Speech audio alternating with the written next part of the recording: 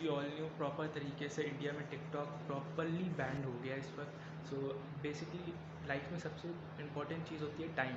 और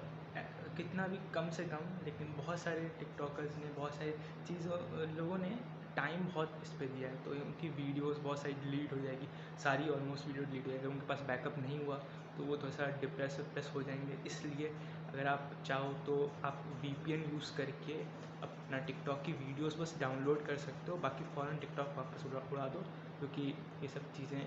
जब गवर्नमेंट कह रही है नहीं सही है तो फिर नहीं सही है। ठीक है, अभी तो बेसिकली ऐसा दिखा रहा है, एकदम एक नोटिस जैसा यहाँ पे है, और एकदम टिकटॉक चल नहीं रहा है। VPN कोई भी यूज़ कर ले,